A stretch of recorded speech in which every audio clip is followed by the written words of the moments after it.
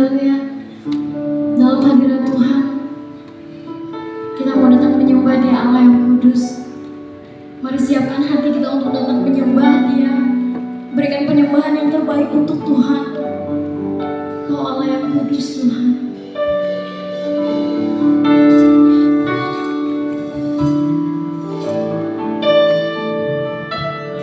Ku datang Tuhan dalam hadirat-Mu, berhiaskan kekudusan.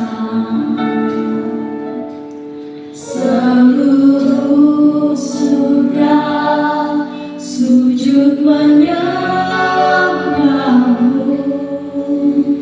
ku tersungkur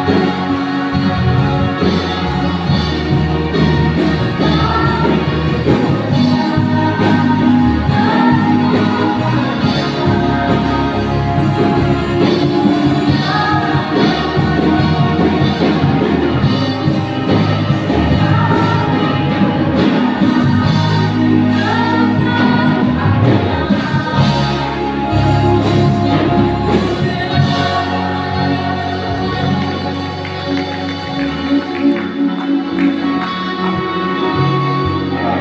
persilakan duduk kembali Bapak Ibu, anak-anak sekolah minggu yang hadir. Saya persilakan maju ke depan, mendoakan. Mereka akan beribadah dengan firman di bawah. Saya persilakan bersama dengan guru-gurunya.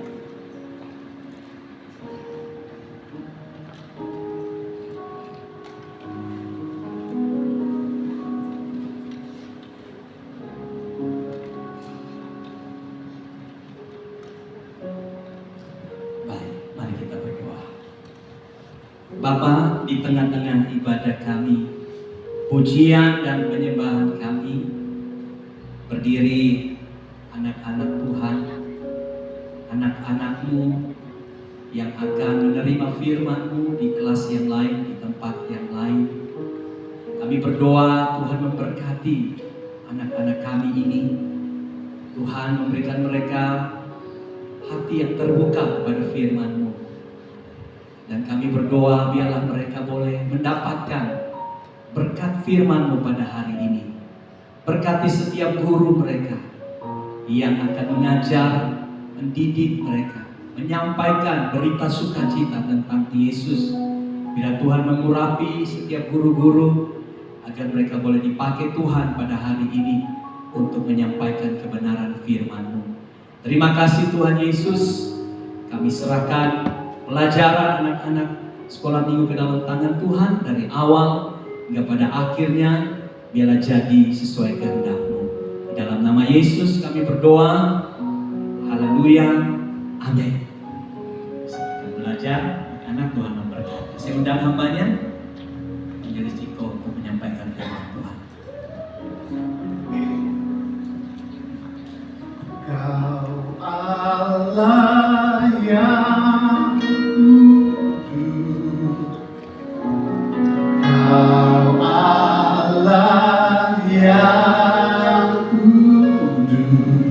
di tahta suci-Mu kami menyembah. Di tahta suci-Mu kami menyembah. Nama-Mu disanjung. Amin.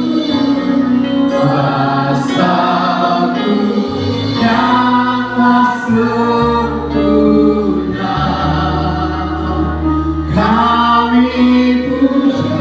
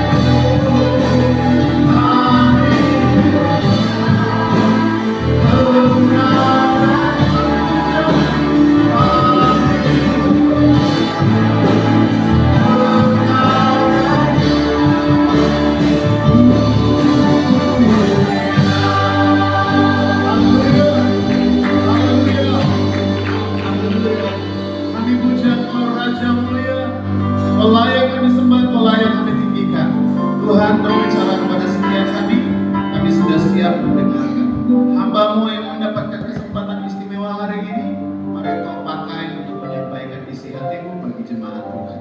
Terima kasih Tuhan, ini doa kami. Kami berdoa dan siap dengan firman Tuhan. Semua yang siap dengan firman, sama-sama dengan saya katakan amin. Puji Tuhan, silakan duduk kembali. Terima kasih tim Praise and Worship hari ini, luar biasa. Ya, mohon maaf tadi sudah turun, tapi kembali naik lagi ke atas. Belum ada briefing, Bapak Ibu Saudara. Bapak Ibu Saudara, apa kabar? Luar biasa, amin. Boleh colek samping kiri kanan terus katakan Tuhan Yesus baik. Boleh ditampilkan slide-nya.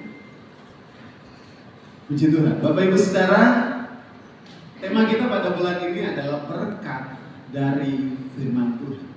Saya percaya bahwa setiap kita telah diberkati oleh kebenaran firman Tuhan yang disampaikan oleh hamba-hamba Tuhan dari minggu pertama hingga minggu terakhir kemarin, dan saya percaya juga bahwa hari ini firman Tuhan akan mendapatkan tempat yang istimewa di dalam setiap hati kita. Amin. Berkat dari firman Tuhan. Boleh next. Bapak Ibu Saudara, saya mau bertanya kepada kita tentang definisi pribadi kita masing-masing. Next lagi. Terus saja sampai penuh. Kita tentu baik kembali. Kita tentu menyiapkan setiap hari untuk merenungkan firman Tuhan. Amin. Ya, waktu kita bisa bervariasi, bisa macam-macam. Ada yang merenungkan firman Tuhannya pagi-pagi subuh sebelum mulai aktivitas. Ada juga yang merenungkan firman Tuhan itu ketika dia beristirahat atau mau beristirahat malam. Kemudian dia merenungkan kebenaran firman Tuhan. Masing-masing kita ya, ada orang malam katanya. Ada orang malam, ada orang siang ya. Jadi orang yang siang, ada orang yang bekerja atau selalu kayak merasa banyak terinspirasi itu di siang hari. Ada orang malam yang mengerjakan segala sesuatu, mengetik atau apapun itu dikerjakan pada malam hari. Nah, kita orang malam atau orang pagi itu tidak ada hal ya, kita tidak berbicara tentang hal itu. Namun pertanyaan dan definisi untuk pribadi masing-masing kita menurut saudara, apa itu Alkitab atau apa itu firman Tuhan? Saya bertanya bukan tidak membutuhkan jawaban. Bapak Ibu Saudara akan menjawab pertanyaan saya hari ini, yaitu menurut saudara, apa itu Alkitab? Definisi pribadi mungkin banyak sekali pemahamannya Alkitab adalah perkataan Tuhan. Oke, tidak ada masalah. Tapi definisi pribadi masing-masing kita, apa itu Alkitab? Boleh? Ada yang mau menjawab? Ya kita santai aja. Ada yang mau menjawab, Bapak Ibu? Brian mau jawab ya? Oh enggak kepala rupanya. Oke, saya langsung tanya saja kalau begitu. Menurut Pak Lai, apa itu Alkitab? Tuntunan hidup. Puji Tuhan. Ada lagi yang lain?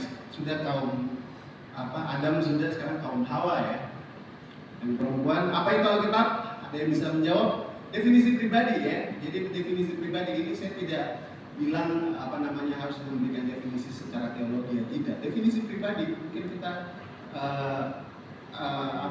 punya definisi pribadi tentang Alkitab. Oke, silakan. Ada yang mau jawab? Ya, Leli silakan. Perkataan Tuhan. Oke, baik. Puji Tuhan, Bapak Ibu Saudara, semua jawaban kita itu benar, tidak ada salah, Bapak Ibu Saudara. Benar, Alkitab adalah tuntunan hidup. Benar, Alkitab adalah perkataan Tuhan. Karena ini bukan ujian, jadi tidak ada yang benar, tidak ada yang salah ya, semua benar maksud saya. Bapak Ibu Saudara, next. Saya mau membawa kita untuk merenungkan satu topik yang istimewa, topik yang sangat luar biasa, dan ini pasti kita alami setiap hari, yaitu love language atau bahasa kasih. Next. Bapak Ibu Saudara, apa hubungan dari bahasa kasih dengan firman Tuhan? Kita akan lihat bersama-sama. Namun sebelumnya mari kita belajar bersama-sama tentang 5 bahasa kasih. Yang pertama adalah terlalu jauh ya kalau saya lihat di sana. Kata cinta, rupanya terlalu kecil juga di depannya. Yang kedua adalah waktu yang berkualitas. Yang ketiga adalah menerima hadiah. Yang keempat adalah sentuhan fisik. Yang kelima adalah melayani. Masing-masing kita itu memiliki bahasa kasih. Contoh Bapak Ibu Saudara, saya bahasa kasihnya adalah sentuhan atau physical touch. Jadi saya akan merasa dicintai kalau ada orang yang kemudian datang, kalau kemudian apa kabar, menyentuh saya. Itu rasanya kayak sesuatu yang beda. Saya kayak rasa diterima, saya kayak rasa dikasihi, saya kayak rasa macam dicintai sama orang yang melakukan hal tersebut. Dan masing-masing kita memiliki hadiah. Ada yang punya bahasa kasih adalah menerima hadiah. Jadi waktu dia ulang tahun misalnya ya, dia selalu bilang sama suaminya, "Pak, kalau boleh, pas waktu saya ulang tahun, kasih saya cincin yang dijual di mall itu." Gitu. Kenapa? Karena dia akan merasa dicintai ketika dia diberikan hadiah itu. Jadi kalau perempuan misalnya atau istri meminta sesuatu, Bapak Ibu Saudara jangan anggap itu matre, jangan ya. Karena ada orang atau ada wanita yang bahasa kasihnya adalah menerima hadiah. Mungkin kita puji dia, "Kamu cantik sekali bagaikan bidadari yang turun dari langit," misalnya. Dia rasa biasa saja. Tapi ketika dia dikasih hadiah, dia merasa dicintai karena bahasa kasihnya adalah itu. So anak-anak muda ya, ini kebetulan ada anak muda, kenali teman dekat kalian itu bahasa kasihnya apa. Kalau mau buat dia jatuh cinta, ya kenali bahasa kasihnya. Bapak Ibu Saudara, setiap kita memiliki bahasa kasih. Dan Bapak Ibu, kalau kita mau orang di sekeliling kita atau orang yang bersama-sama dengan kita itu merasa dicintai, kita harus menunjukkan bahasa kasih dengan bahasa kasih dari orang tersebut. Kadang-kadang saya berpikir bahwa dengan menyentuh, karena saya kan bahasa kasihnya adalah sentuhan. Jadi ketika saya disentuh atau ditepuk pundak saya merasa dicintai. Kadang-kadang waktu saya melakukan itu kepada orang lain akan merasa biasa saja. Kenapa? Karena bahasa kasihnya itu bukan sentuhan. Bahasa kasihnya beda. Bisa adalah waktu yang berkualitas. Ketika kita menghabiskan waktu dengan orang tersebut akan merasa sangat dicintai, sangat diterima, sangat dikasihi. Nah, Bapak Ibu Saudara, next. Kenapa ini penting? Karena Alkitab adalah love language-nya Tuhan.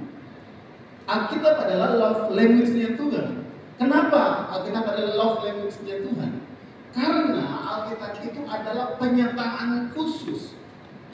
Alkitab diberikan secara khusus dan bukan secara umum.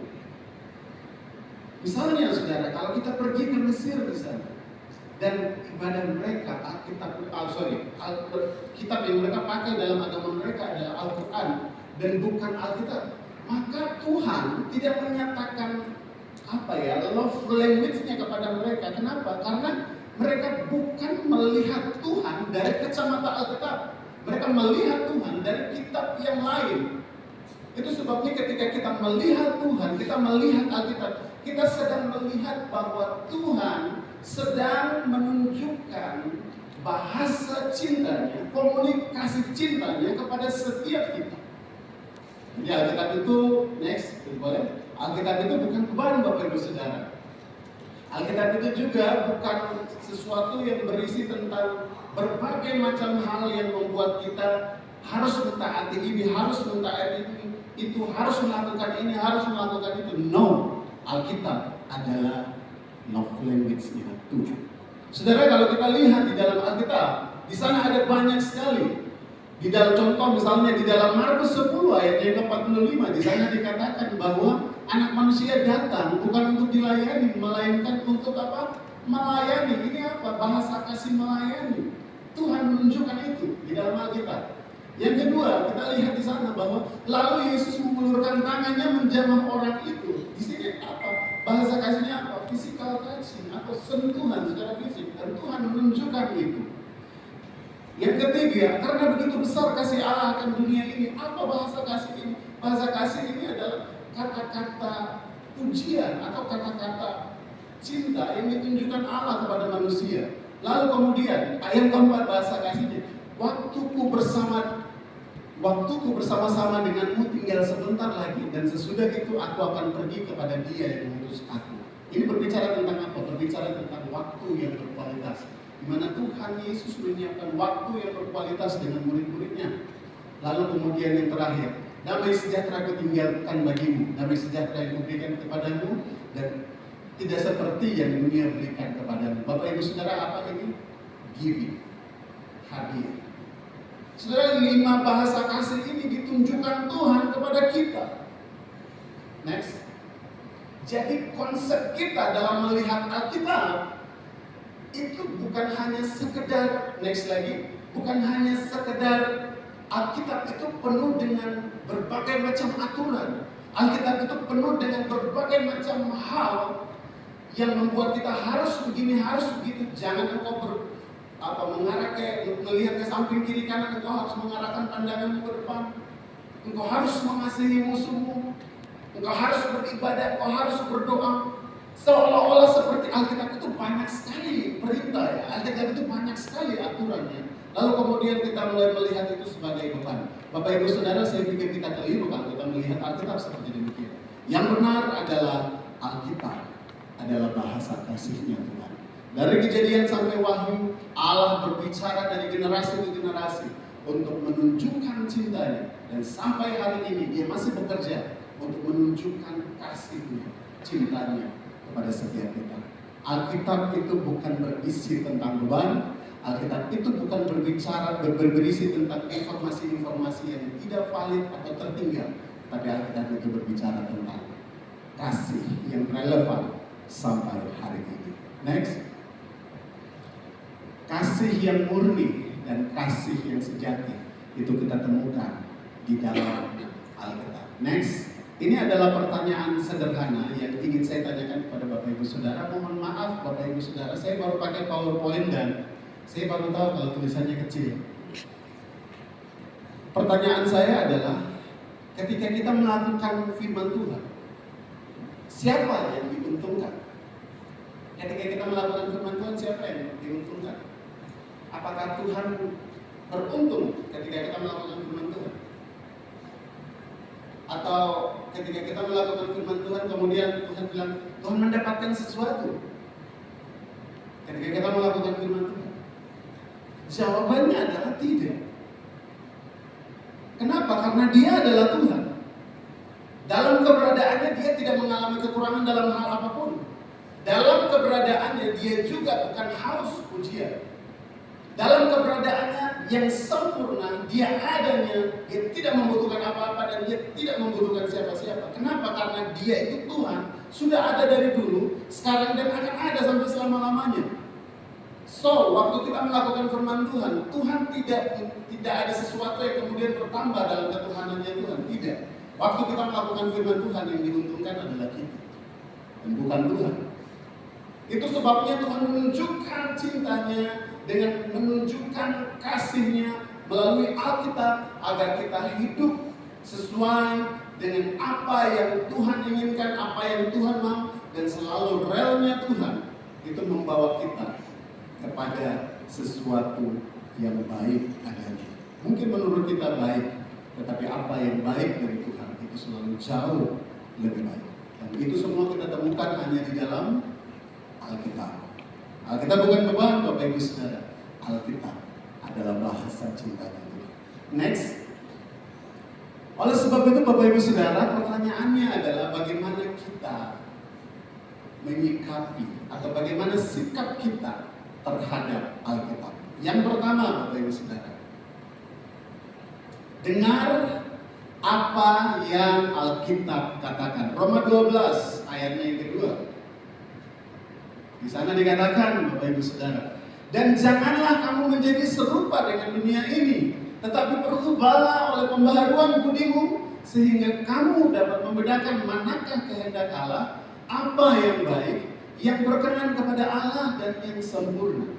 Bapak Ibu Saudara, kalau Alkitab itu adalah bahasa kasihnya Tuhan dan Tuhan mau kita ada di sana melakukan, mengikuti apa yang Tuhan inginkan, dan semua yang dia katakan itu karena dia mengasihi kita.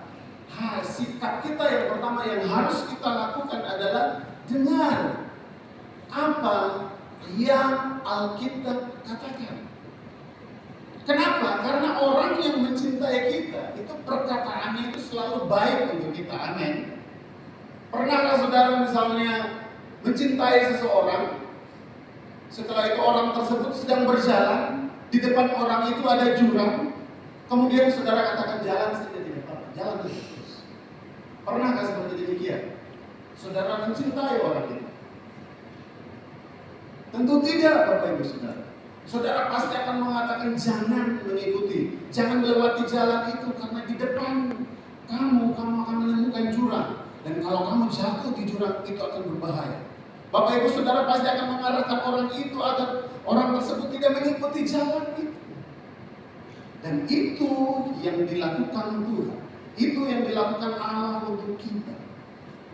Ia menyampaikan isi hatinya, ia menyampaikan perintah, ia menyampaikan nasihat, ia menyampaikan segala ketetapan-ketetapannya agar kita berjalan dan perjalanan kita itu beruntung dan berhasil. Dia bukan mau membebani kita, tetapi dia mau mengarahkan kita kepada jalan yang baik, jalan yang penuh dengan keberuntungan. Dengar apa yang Alkitab katakan. Mengapa ini penting Bapak Ibu Saudara? Karena telinga kita ini banyak mendengarkan begitu banyak hal yang sementara sedang terjadi. Beberapa waktu yang lalu Bapak Gembala ada menyampaikan tentang situasi keadaan dunia, bahwa kemungkinan akan ada lagi COVID dan itu mungkin akan lebih berbahaya dari situasi yang kita alami beberapa tahun yang lalu. Bahkan bukan hanya itu, telinga kita banyak sekali mendengarkan prediksi-prediksi orang tentang dunia ini akan jadi seperti apa ke depan. Telinga kita banyak mendengarkan tentang isu-isu dunia hari ini. Itu sebabnya Bapak Ibu Saudara, yang penting kita lakukan adalah dengar apa yang Alkitab katakan. Kenapa? Karena kalau dengar apa yang Alkitab katakan, kita sedang mendengarkan apa yang Tuhan katakan kepada setiap kita. Kadang-kadang kalau bilang, kenapa kok pendek sekali? Tersinggung. Pikirnya sampai berhari-hari. Tidak makan lagi, tidak minum. Kenapa kok tidak makan, tidak minum? Itu teman itu pasti bilang, Kak, pendek sekali katanya. Padahal enggak sih. Padahal bagus sih. Maksudnya pas dan sesuai. Tapi karena perkataan orang itu kemudian membuat kita terganggu. Beberapa hari kemudian kita mulai memikirkan perkataan itu, lalu kita tidak makan, tidak minum, kita tersiksa. Kenapa? Karena mendengar apa yang dikatakan orang itu. Beberapa hari yang lalu saya melihat satu postingan di Facebook atau Instagram, saya lupa. Ada seorang dari Ambon atau NTT, saya lupa. Dia berkulit hitam, menikah dengan orang Belanda kalau tidak salah. Terus dia katakan begini, saya ini kalau di negara saya, dia hidup di negara suaminya, jadi dia bilang begini. Kalau Bapak Ibu Saudara ini kalau viral, Bapak Ibu pasti akan lihat itu. Dia katakan begini, saya di negara saya tidak dikatakan cantik.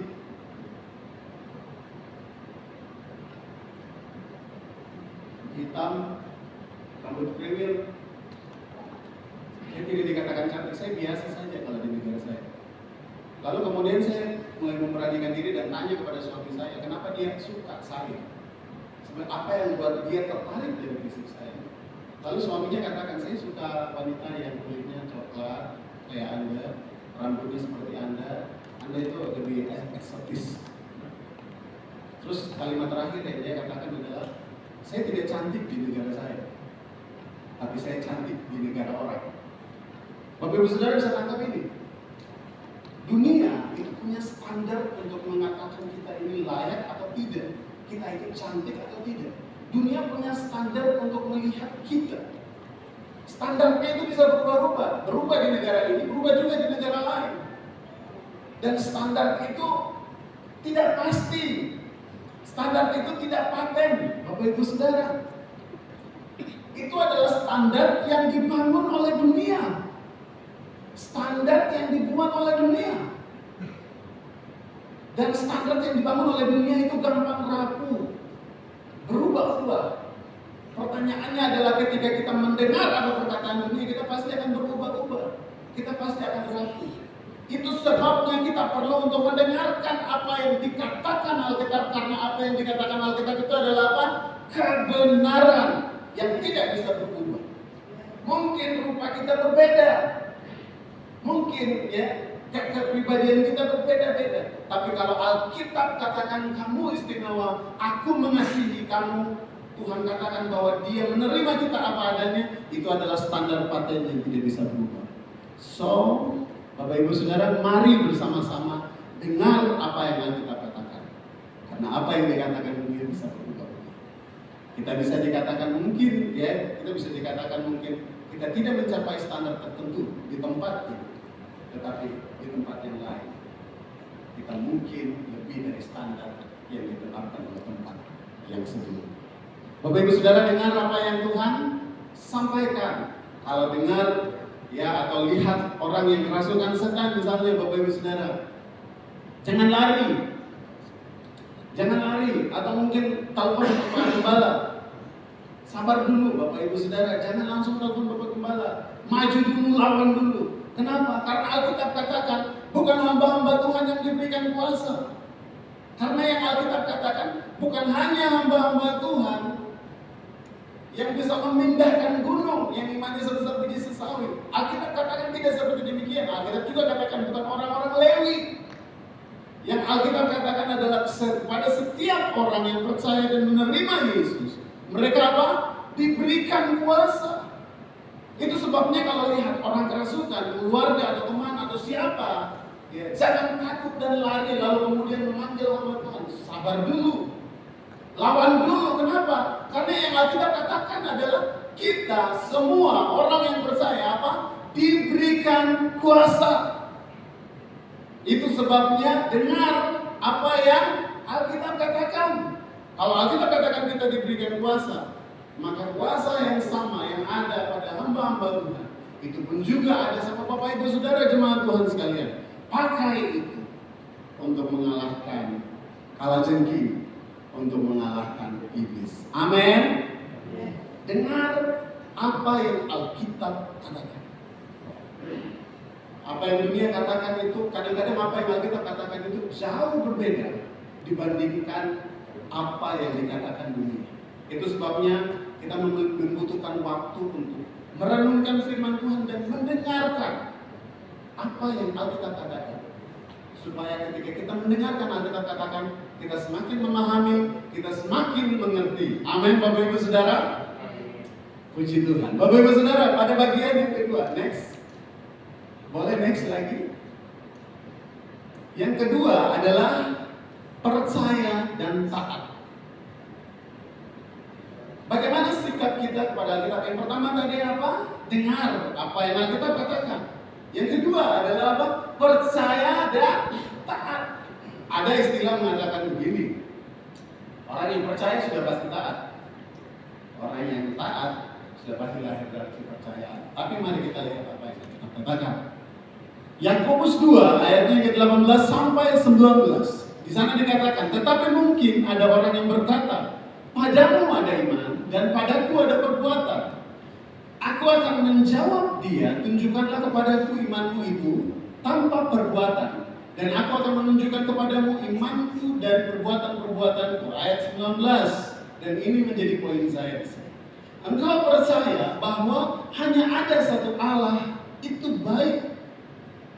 Tetapi setan-setan pun juga percaya akan hal itu, dan mereka apa? Gemetar. Next. Bapak Ibu Saudara, ini adalah situasi yang sedang terjadi. Orang yang percaya itu belum tentu taat. Bukan saya yang katakan, Alkitab yang katakan. Saudara yang saya kasih dalam Tuhan kita Yesus Kristus, mengapa bagian ini sangat penting? Ya. Next, boleh? Karena kata percaya yang digunakan dalam firman Tuhan tadi itu menggunakan kata pisteo. Bapak Ibu Saudara, saya beberapa tahun ini melihat kebenaran firman Tuhan ini dan saya coba untuk merenungkan untuk mencari tahu kebenarannya. Ini sebenarnya bagaimana? Karena saya juga, jangan sampai saya salah dalam mengajar. Bapak Ibu Saudara, kata yang digunakan dalam kata percaya tadi, Yakobus katakan engkau percaya bahwa hanya ada satu Allah, itu baik. Kata percaya itu menggunakan kata pisteo. Dan dia kemudian bilang setan-setan juga apa? Percaya, dan menggunakan kata yang sama, pisteo juga. Jadi Bapak Ibu Saudara, firman Tuhan ini sebenarnya sedang memberikan penjelasan yang sangat penting bagi kita. Bahwa kalau kita katakan kita percaya sama Tuhan, kita percaya bahwa Dia adalah Allah yang menyelamatkan kita. Kita percaya bahwa Dia adalah Allah yang berkuasa. Kita percaya bahwa Dia adalah Allah satu-satunya. Maka itu adalah hal yang sama juga. Setan juga percaya akan hal itu. Setan juga percaya Dia Allah yang berkuasa. Dia Allah yang luar biasa. Dia adalah Allah yang menyelamatkan manusia. Setan percaya dan mereka gemetar. Kemudian kita mau mulai berbicara tentang pengetahuan teologi. Kita mengetahui banyak pengetahuan teologi. Setan itu sudah ada waktu manusia jatuh dalam dosa. Setan adalah ahli teologi, iblis adalah ahli teologi. Makanya Adam dan Hawa jatuh itu, setan itu menggunakan apa? Menggunakan perkataan Allah. Dia katakan apa? Bukankah Tuhanmu berkata seperti ini? Adam dan Hawa jatuh. Dia tahu loh firman Tuhan. Next. Yang dia tidak bisa lakukan adalah taat sama perkataan Tuhan. Dia percaya sama Tuhan. Dia percaya Tuhan itu luar biasa. Dia percaya Tuhan itu dahsyat. Dia percaya Tuhan itu luar biasa menyelamatkan manusia. Dia percaya Allah itu mengasihi manusia. Tapi yang dia tidak bisa lakukan adalah taat sama Tuhan. Saudara, ini yang membedakan kita dengan iblis. Iblis atau setan, dia percaya Tuhan. Dia punya pengetahuan teologi, bahkan dia adalah ahli teologi. Tapi yang tidak bisa dia lakukan adalah taat sama Tuhan. Itu sebabnya di dalam kekristenan ketaatan akan firman Tuhan itu menjadi sesuatu hal yang sangat penting. Ini menjadi penekanan di dalam kebenaran firman Tuhan ini. Dia katakan begini loh, tidak bisa dong masa kamu katakan kamu percaya sama Tuhan, tapi kamu tidak melakukan apa yang Tuhan katakan. Tidak bisa dong masa kamu katakan kamu percaya bahwa Tuhan sudah menyelamatkan engkau, tetapi kehidupanmu itu tidak seperti orang-orang yang diselamatkan. Tidak bisa dong. Makanya aku katakan iman tanpa perbuatan itu pada hakikatnya apa? Mati. Mengapa? Karena setan pun juga seperti demikian. So yang membedakan kita orang percaya dengan setan adalah orang percaya bisa taat, setan tidak bisa taat. Itu sebabnya Bapak Ibu Saudara, mari kalau kita dengar apa yang dikatakan dalam firman Tuhan, Tuhan berkata kepada kita jangan takut. Dan kita ada dalam situasi yang takut, menakutkan. Kita memilih untuk apa? Taat sama Tuhan. Tuhan manusia kayak memang sangat takut manusia. Kemanusiaan saya ini hari ini saya sedang takut. Kemanusiaan saya hari ini saya sedang khawatir. Kemanusiaan saya hari ini saya sedang begitu banyak mengalami masalah dan saya rasanya sebagai manusia tidak bisa Tuhan. Tapi kalau engkau yang berkata pencobaan-pencobaan yang kamu alami adalah pencobaan-pencobaan yang biasa, maka saya memilih untuk apa? Taat sama Tuhan. Ketaatan menjadi sesuatu yang langka Bapak Ibu Saudara hari ini. Sekarang banyak orang yang meletakkan berbagai macam cara untuk mendapatkan apa yang dia inginkan dan mengabaikan yang namanya ketaatan. Namun hari ini kita belajar satu hal, bahwa kalau kita percaya sama Tuhan, kepercayaan itu harus lahir di dalam ketaatan kita setiap hari. Tidak mudah Bapak Ibu Saudara untuk taat sama Tuhan. Memang tidak mudah, tetapi tidak mustahil untuk kita lakukan dalam kehidupan kita. So kalau kita mendapatkan sesuatu di pagi hari dari kebenaran firman Tuhan yang kita renungkan dalam perjalanan aktivitasmu setiap hari, pilihlah untuk taat sama Tuhan. Adik-adikku yang sedang susun skripsi dan yang sedang PKL, Kalau engkau sedang berjuang untuk nilai, jangan kejar nilainya. Kejar materi mata kuliahnya. Oh, sudah dipahami dengan baik.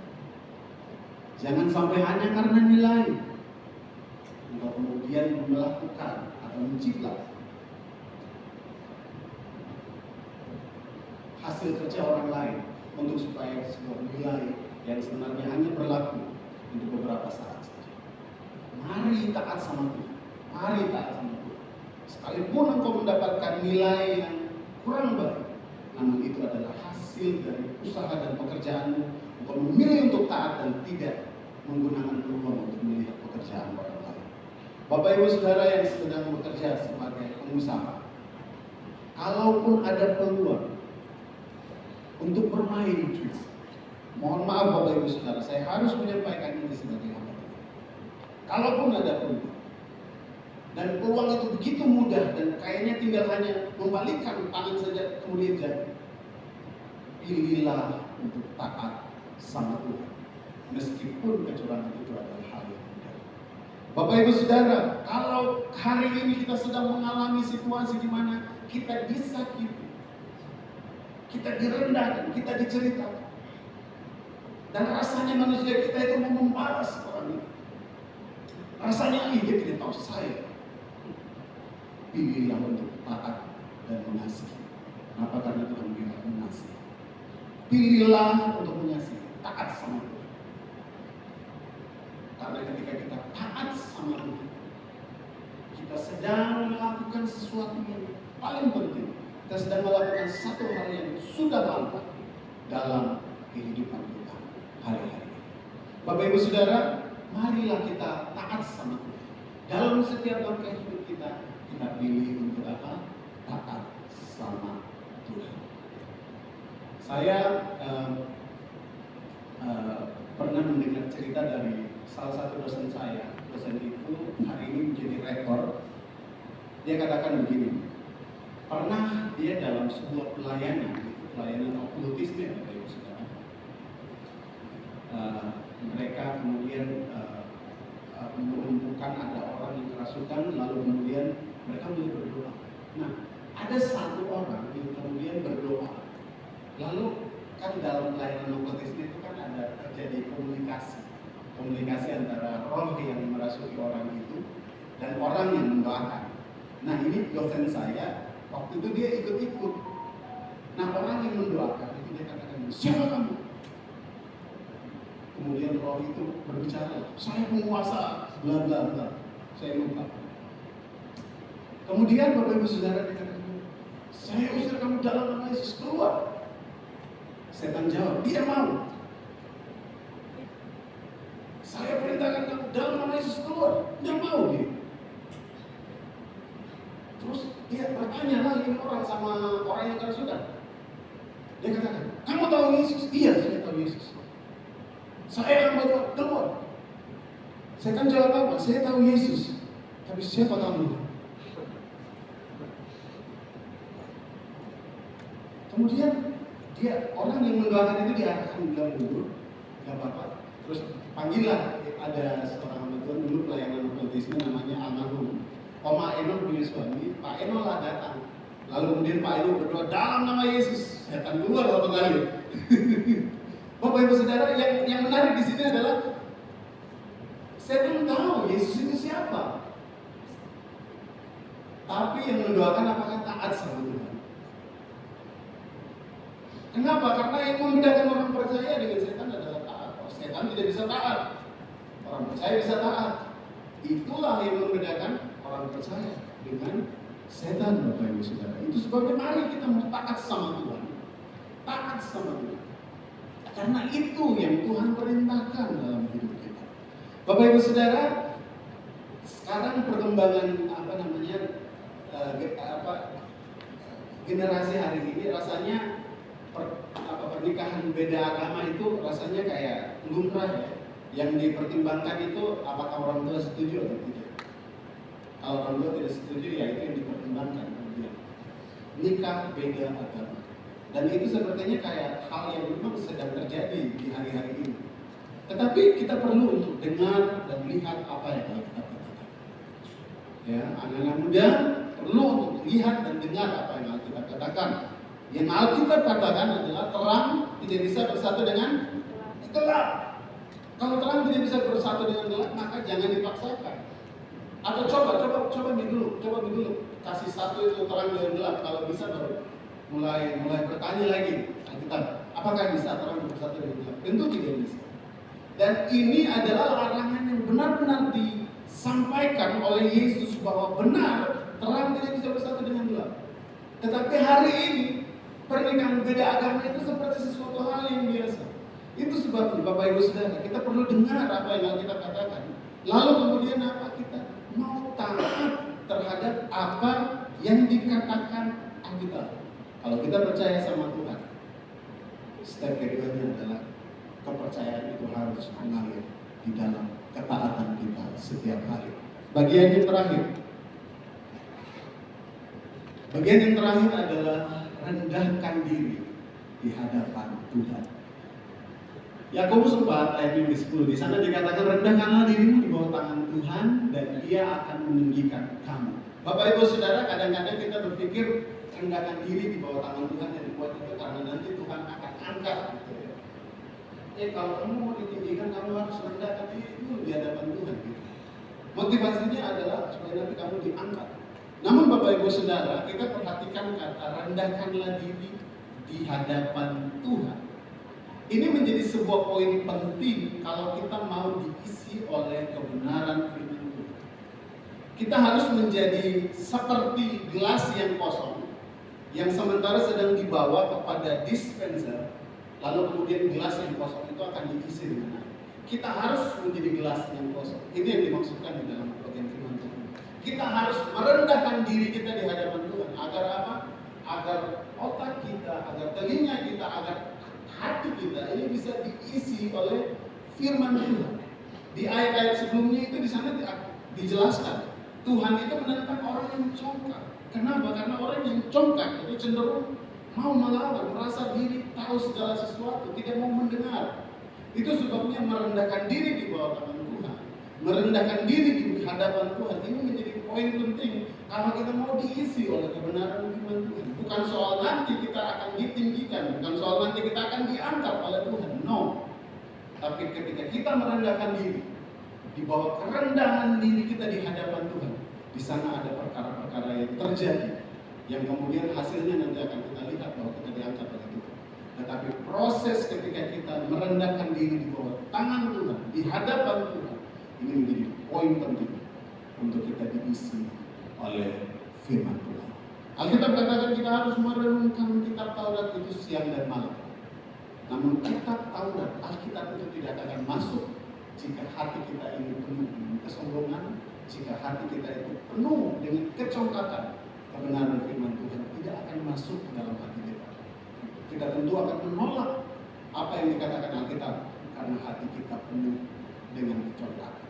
Itu sebabnya Bapak Ibu Saudara, mari kita rendahkan diri di hadapan Tuhan untuk mengisi hati kita, mengisi hidup kita dengan apa yang dikatakan oleh firman Tuhan.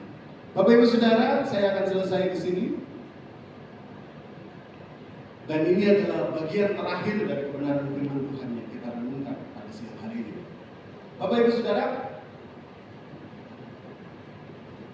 kalau kita lihat di dalam khotbah Tuhan Yesus, di sana dikatakan bahwa berbahagialah orang yang lapar dan haus. Karena apa? Karena mereka akan dipuaskan, mereka akan dikenyangkan. Saudara, lapar dan haus yang dimaksudkan oleh Tuhan Yesus itu bukan berbicara tentang lapar yang kita lapar makanan ya, lapar burger atau lapar apa ya, bukan itu. Tetapi lapar dan haus akan firman Tuhan, lapar dan haus akan kebenaran. Saudara perhatikan kata lapar dan haus dengan kata merendahkan diri.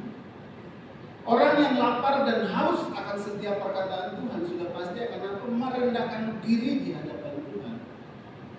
Dan ketika orang yang lapar dan haus itu ketika dia melihat makanan, dalam hal ini adalah makanan rohani, maka dia akan segera menuju ke tempat itu, lalu kemudian apa?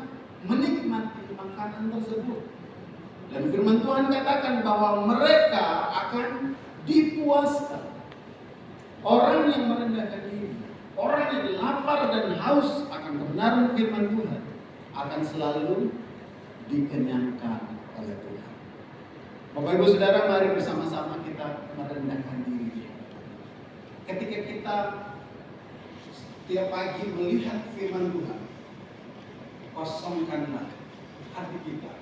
Seperti orang yang lapar, seperti orang yang haus, bahwa kita benar-benar membutuhkan setiap perkataan yang keluar dari mulut Tuhan, yang disampaikan di dalam hati kita. So, Bapak Ibu Saudara, kehidupan kita dengan Tuhan adalah kehidupan di mana kita membangun komunikasi karena Tuhan kita adalah Tuhan yang hidup. Kalau berdoa adalah kita berkomunikasi dengan Tuhan, maka firman Tuhan adalah Tuhan berkomunikasi dengan kita. Ketika kita berkata-kata dengan Tuhan, berbicara dengan Tuhan di dalam doa, siapkanlah waktu di mana Tuhan memiliki kesempatan untuk berbicara dengan kita melalui firman Tuhan yang kita baca dan kita renungkan. Bapak Ibu Saudara, kebenaran firman Tuhan hari ini, firman Tuhan adalah bahasa kasihnya Tuhan untuk setiap kita. Mari kita merespon kebenaran firman Tuhan itu dengan dengar apa yang Tuhan sampaikan. Lalu kemudian Bapak Ibu Saudara, kita percaya dan mau taat, karena itu adalah bagian terpenting dari kekristenan, dan kita merendahkan diri untuk menerima setiap perkataan-perkataan yang keluar dari mulut Tuhan. Mari Bapak Ibu Saudara kita datang di hadapan Tuhan. Bapak, terima kasih, kami mengucap syukur untuk anugerah dan kebaikan Tuhan dalam kehidupan kami. Terima kasih karena Engkau Tuhan mengasihi kami. Engkau Tuhan sungguh-sungguh telah menunjukkan kasih-Mu bagi setiap kami. Itu sebabnya Bapak Ibu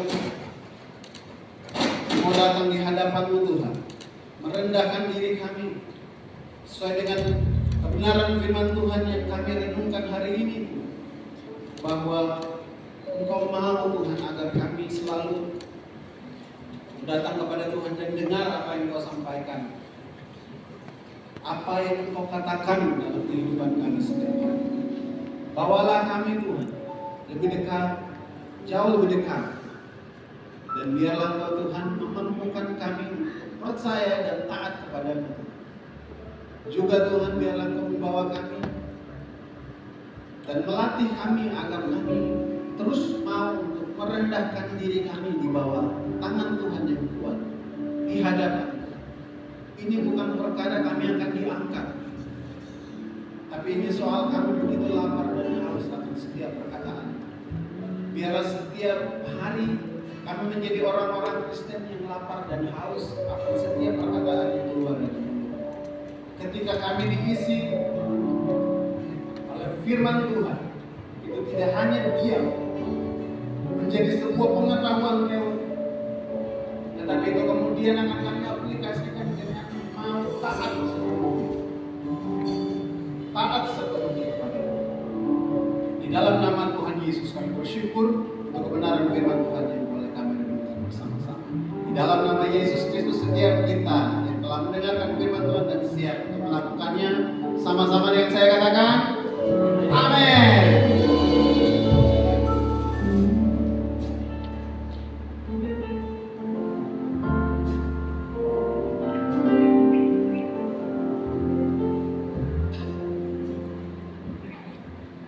Shalom saudara, saudara diberkati oleh firman Tuhan, amin. Bisa lambaikan tangan. Tuhan Yesus baik bagi kita. Terima kasih hambanya Penginjil Ciko yang sudah menyampaikan firman Tuhan. Tuhan memberkati. Saudara, saat ini sudah kita memberikan persembahan. Kita siapkan yang terbaik bagi Tuhan. Saya akan membacakan satu ayat bagi kita di dalam Lukas 6 ayat 38. Firman Tuhan berkata, berilah dan kamu akan diberi, suatu takaran yang baik, yang dipadatkan, yang digoncang dan yang tumpah keluar akan dicurahkan ke dalam ribaanmu. Firman Tuhan katakan, berilah maka kamu akan diberi. Ketika kita berani memberi untuk Tuhan, Tuhan tidak mematok mata, Dia akan menggantikan berkat berlipat kali ganda di dalam kehidupan kita. Mari kita berdoa. Tuhan, kami sungguh diberkati oleh kebenaran firman-Mu pada hari ini. Terima kasih Biarlah firman-Mu menembus hati kami Tuhan, sehingga firman-Mu menjadi kekuatan di dalam kehidupan kami yang akan terus menuntun kami Tuhan untuk mengasihi Engkau di dalam kehidupan kami. Pada saat ini Tuhan kami berdoa khusus untuk hamba-Mu penginjil Ciko yang sudah menyampaikan kebenaran firman Tuhan bagi kami. Kami minta di dalam nama Yesus Tuhan, berkati hamba-Mu, pakai lebih hebat lagi untuk kemuliaan nama-Mu Tuhan. Berkati keluarganya ya Tuhan. Terima kasih ya Tuhan. Saat ini Tuhan kami bersyukur bersama Ibu Lisda dan Ibu Baby yang berulang tahun tepat di hari ini. Kami berdoa di dalam nama Yesus, biarlah berkat daripada Tuhan Yesus turun atas kehidupan mereka, memberkati mereka di dalam segala hal yang mereka lakukan Tuhan. Dan biarlah Tuhan di usia yang Tuhan tambahkan ini, mereka semakin melihat kebaikan demi kebaikan Tuhan mengejar kehidupan mereka Tuhan. Terima kasih ya Tuhan, berkati kedua hamba-Mu ini ya Tuhan. Kami berdoa Tuhan saat ini kami umat-Mu siap memberikan persembahan yang terbaik bagi-Mu. Tuhan berkati setiap kami, biarlah persembahan yang kami berikan hanya untuk hormat dan kemuliaan bagi nama-Mu. Hamba mengangkat tangan dan berdoa bagi umat-Mu di dalam nama Yesus. Tuhan berkati jemaat UC berlipat kali ganda Tuhan. Apa yang mereka tidak pernah lihat, apa yang tidak pernah timbul dalam hati mereka, Tuhan sediakan bagi umat Tuhan. Terima kasih Tuhan.